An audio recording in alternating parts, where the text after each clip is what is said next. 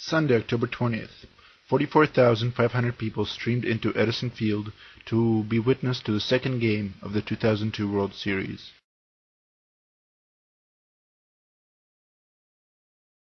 The Angels sent 34-year-old veteran Kevin Appier to the mound. The Giants countered with a 28-year-old right-hander, Russ Ortiz. The Giants made a small change in their starting lineup, replacing Tsuyoshi Shinjo with Sean Dunston as the designated hitter. The game started just before 4 p.m. Angel Hernandez was the home plate umpire, Tim Shida was at first, Mike Winters at second, Mike Riley at third, Tim McClelland and Jerry Crawford monitoring the outfield. Kevin Appier retired the side in the order in the top of the first. Russ Ortiz would not be so lucky. David Eckstein singled to right and Darren Erstad knocked him in with a line drive double to center. Tim Salmon and Garrett Anderson hit two more singles, the last one knocking in Erstad for the second run of the game while advancing Salmon to second.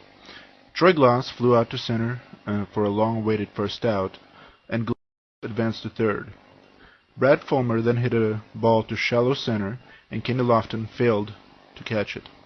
Salmon scored and Anderson advanced to third. Scott Spezio singled to short right, knocking in Anderson and advancing Fulmer all the way to third.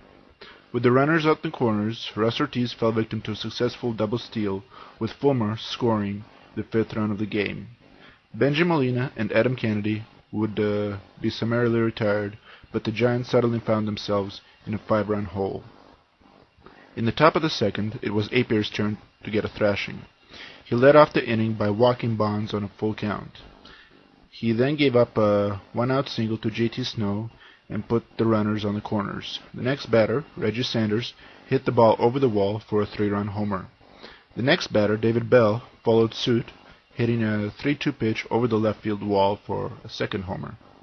Appier gave up a 2-out single to Kenny Lofton, but got out of the inning without further damage. The Giants just cut their deficit to 1 run. Russ Ortiz continued his struggles in the bottom of the second. David Eckstein bunted his way on base. One batter later, Tim Salmon hit another home run. Then, with 2 outs, Troy Glaus doubled deep to center, just over the head of Kenny Lofton. Dusty Baker has had enough and pulled Ortiz, bringing in Chad Zerbe instead. Glaus managed to advance to third on a pass ball by Santiago, but Fulmer grounded out to first. Angels now led by 3 runs. The slugfest continued in the top of the third. Jeff Kent hit a home run on Appier's second pitch. Bonds then walked on 4 pitches. It was Appier's turn to hit the showers as he was replaced by rookie John Lackey. Benito Santiago hit Lackey's second pitch straight to Eckstein, who then managed to double off Bonds at first. J.T. Snow flew out to center. Things were quiet until the 5th inning. Rich Aurelia hit a pop fly to shallow right center and stretched it into a double. Lackey struck out Jeff Kent but then walked Bonds intentionally. Scioscia then replaced Lackey with Ben Weber. Weber proceeded to give up a single to Santiago to load the bases. J.T. Snow then hit a seeing-eye single between first and second to knock on Aurelia and Bonds. The score was tied. With 2 outs, Weber gave up singles to David Bell and Sean Dunston. By the time the frame ended, the Giants took a 9-7 lead. Zerbe struggled in the 5th as well.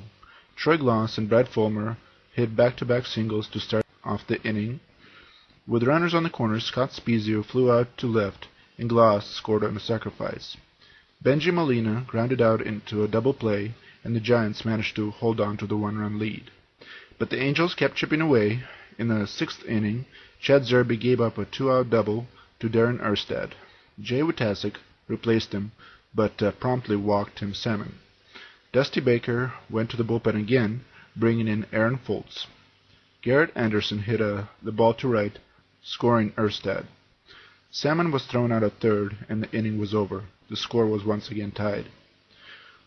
With their bullpens having little success containing the opposing team's offense, the Angels turned to the rookie Francisco Rodriguez. The Giants brought in Felix Rodriguez. Both pitchers were effective until the 8th inning. With 2 outs and David Eckstein on first, Felix Rodriguez faced Tim Salmon.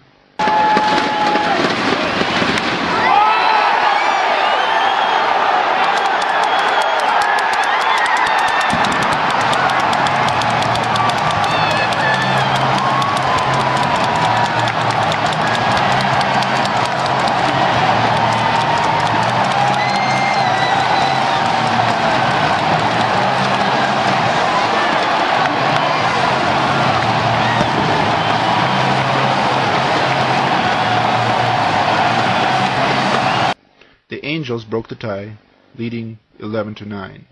In the top of the ninth, the Angels brought in their reliable closer, Troy Percival. Rich O'Reilly and Jeff Kent both flew out to left.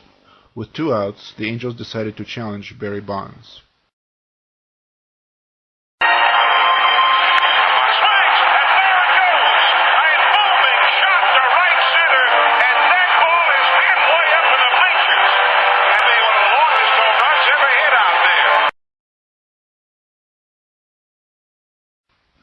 The score was now 10-11, but that's as close as the Giants would get. Benito Santiago popped out to Adam Kennedy, and the 21-run slugfest was over.